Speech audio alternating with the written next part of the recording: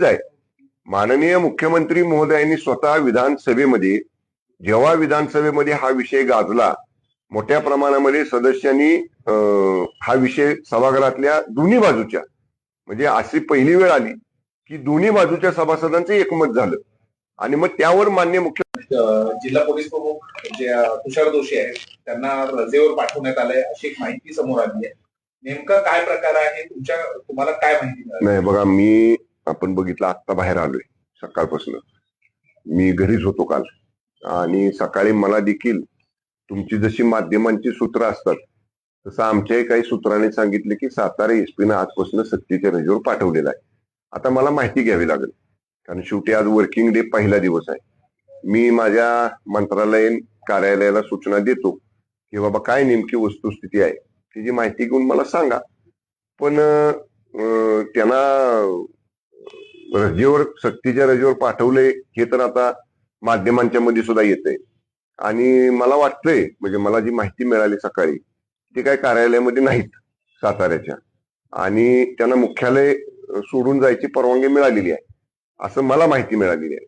त्यामुळं आता माझं म्हणजे मी माझ्या मंत्रालयीन कार्यालयाला सांगतो गृह विभागातली काय माहिती आहे का, पोलीस महासंचालक कार्यालयातली काय माहिती आहे का, याची घेतो माहिती माझ्या मंत्रालयीन कार्यालयाकडनं आणि मग माहिती घेतल्यावर वाटलं तर तुम्हाला आवश्यकता असेल तर सांगतो. साहेब, यामध्ये जी आपण मागणी केली होती की निलंबनाची, निलंबन झालेलं नाहीये. बघा, आता तुम्ही जर हे सगळं दाखवणार असाल न कट करता, नाहीतर जो महत्वाचा भाग आहे तो कट करायचा आणि नको ते भाग दाखवायचा, हे मला जरा थोडासा अनुभव आहे. त्यामुळे जर तुम्ही दाखवणार असाल सगळं तर त्या निलंबनावर मी विस्तृत बोलतो. नाहीपेक्षा आपलं त्याच्यावर नो कमेंट्स म्हणून आपण सोडून देऊया. त्यामुळे आता बॉल तुमच्या कोर्टात आहे, तुम्ही सांगा. आणि तुमचं कसं असतंय, तुम्ही हितनं पाठवता, वर तुमचं कार्यालय काय करतं काय नाही मला माहित नाही, पण तरी सुद्धा मी बोलतो. विधान मंडळामध्ये एक निर्णय झाला तुषार दोषी यांच्या निलंबनाचा. त्यानंतर पुन्हा एकदा माननीय विधान परिषद सभापतींना त्याच्यावरती निर्णय त्यांनी राखून ठेवला. त्या झालेल्या निलंबनाच्या निर्णयावर सभापतींचं काय मत आहे हा सभापतींचा वर्डिक्ट निर्णय त्यांनी राखून ठेवला. तदनंतर आता सगळ्या माध्यमांमध्ये आलं की त्याच्यानंतर पुन्हा सभागृहामध्ये हा सगळा विषय चर्चेला आला आणि जेव्हा सभागृहाचं कामकाज तहकूब झालं तेव्हा मग माननीय सभापतींच्या दालनामध्ये वरिष्ठ नेत्यांची बैठक झाली आणि त्याच्यामध्ये मग सभापतींनी निर्णय असा दिला की हा उपसभापती महोदयांनी दिलेला निर्णय निलंबनाचा विधानमंडळामध्ये झालेला आहे. तर आता याची अंमलबजावणी करायची किंवा याच्या बाबतीतलं काय या ठिकाणी नेमकं म्हणजे काय त्याच्यामध्ये पुढं करायचं या बाबतीत संविधानिक तज्ञ, कॉन्स्टिट्यूशनल एक्सपर्ट्स म्हणजे ज्यांचा घटनेचा अभ्यास आहे, संसदीय कार्यप्रणालीचा अभ्यास आहे, लॉ अँड कायद्याचा अभ्यास आहे, या सगळ्यांकडे हे प्रकरण आपण पाठवू, त्यांचं ओपिनियन घेऊ आणि त्यांचा ओपिनियन आल्यानंतर ह्याच्यावर निर्णय घेऊ.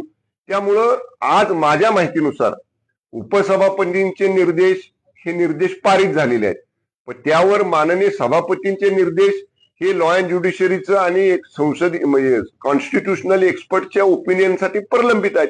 त्यामुळे आता आम्ही हे सगळं विधिमंडळच्या कस्टडीमध्ये आहे. त्यामुळे याच्या बाबतीत जेव्हा कॉन्स्टिट्यूशनल एक्सपर्टची ओपिनियन येतील, लॉ अँड ज्युडिशरी म्हणजे कायदे तज्ञांचे ओपिनियन येतील, अभिप्राय येतील, त्याच्यावर मग कदाचित सभापती महोदय पुढचा निर्णय घेतील.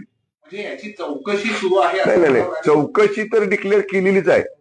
माननीय मुख्यमंत्री महोदयांनी स्वतः विधानसभेमध्ये जेव्हा विधानसभेमध्ये हा विषय गाजला, मोठ्या प्रमाणामध्ये सदस्यांनी हा विषय सभागृहातल्या दोन्ही बाजूच्या म्हणजे अशी पहिली वेळ आली की दोन्ही बाजूच्या सभासदांचं एकमत झालं आणि मग त्यावर माननीय मुख्यमंत्री महोदयांनी सांगितलं की मी या बाबतीतली चौकशी करतो, चौकशीचा जो अहवाल येईल त्याप्रमाणे आपण कारवाई करू. त्यामुळे आता माननीय मुख्यमंत्री महोदयांनी कदाचित ह्या चौकशीचे सुद्धा आदेश दिले असतील आणि माझं व्यक्तिगत मत कारण मी गेली 30 वर्ष राजकारणात आहे, 2004 पासून माझी 4थी टर्म आहे, मी आमदार आहे, मी गेली 6-6.5 वर्ष 7 वर्ष मंत्री आहे. त्यामुळं आम्हाला जी माहिती आहे, एखाद्या वरिष्ठ अधिकाऱ्याची जेव्हा चौकशी सुरू होते तेव्हा त्यांना त्या ठिकाणी पदावरती ठेवत नाहीत, कारण त्या पदावरती राहिले तर चौकशीमध्ये बाधा येऊ शकते. म्हणून कदाचित म्हणजे मी माझं मत सांगतोय की कदाचित ती चौकशी असल्यामुळं त्यांना रजेवर जायला सांगितलं असेल.